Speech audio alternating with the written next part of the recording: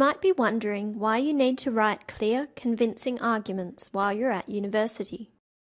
Academic writing generally requires you to be analytical, critical, and adopt a particular position. You will need to know how to develop an argument and express it clearly and cohesively. But what do we mean by arguments? We aren't referring to two friends at the pub arguing over whose sports team is better. We also aren't referring to contradiction or pure disagreement. For our purposes, an argument can be defined as an informed point of view and an attempt to persuade a reader using an intellectual or critical process. An academic argument should always be three things. Firstly, logical and based on good reasoning. Secondly, rational, so evidence is observable and verifiable. And thirdly, impersonal, based on evidence and not on personal feeling. An academic argument should be reasonable, which means it is not biased or based only on persuasion, but is clear, considered, and incorporates appropriate research. An argument in an academic essay consists of a thesis statement, which is backed up by logical, relevant, and well-developed reasons and evidence from credible sources. Here are Study Smarter's 3 top tips for writing clear, convincing arguments. They are: make a firm statement, argue your case, and put it to the test. Let's start with making a firm statement. When you are constructing your argument, it is very important to make a firm statement about the position you are taking. But how do you do that? This is where you need to have a thesis statement. A good thesis statement sums up the main point you are making in your essay and tells the reader exactly what it is you are arguing. Your thesis statement should be debatable, as well as being clear and concise. It should be supported with appropriate evidence and examples, and it should effectively limit the scope of your essay. To help you find your thesis statement, you should first interpret what the assignment question is asking you to do. Then, do some research on the topic, and use mind maps and brainstorms to help you decide what position you will take.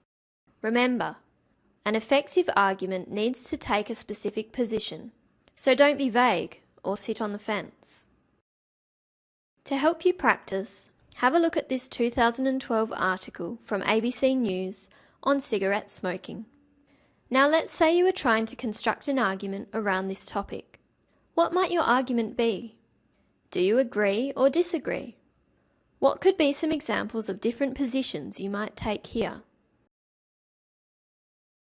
These are examples of some of the arguments you could make based on this topic. Notice how each is clear and direct about the position that is being taken.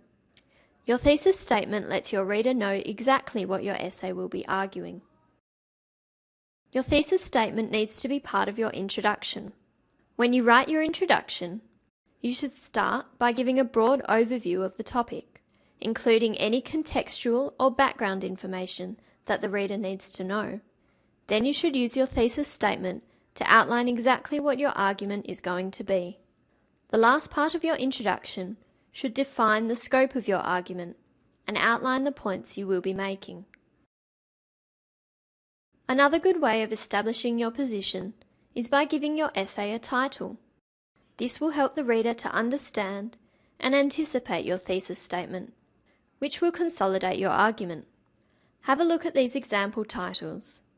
See how they relate to the different positions on the cigarette argument which we discussed earlier? Once you have established your position, you need to provide support for it. Our next top tip is to argue your case. To do this, you should thread argument and evidence throughout your essay in order to support your thesis statement. Each of your paragraphs should address one main point, and it should be clear how that point relates to your main argument.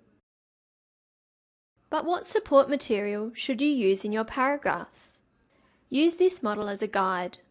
You can include explanations, examples, evidence, and evaluation in any combination or order to support the points you are making.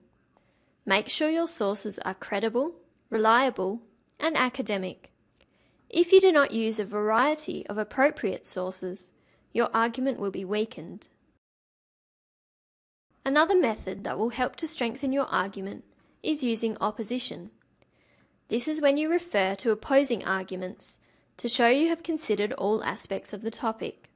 If you acknowledge and address opposing arguments, you can deal with any objections, demonstrate the validity and strength of your argument, and enhance your credibility. Don't deliberately present the other argument in a dismissive way, but use it to show the reader that you have considered alternative arguments, and use these considerations to further strengthen your own position. Pause the screencast and take a look at this example paragraph. The author has addressed the opposing argument and used it to strengthen their own argument, but they have done so in a reasonable and fair way, which enhances their own credibility. Our final top tip is to put it to the test. This will help to ensure that your argument is clear and convincing. When you have constructed your argument, you should look at it again from a reader's perspective and ask questions. Does it flow well? Is your argument properly supported and your evidence credible and convincing?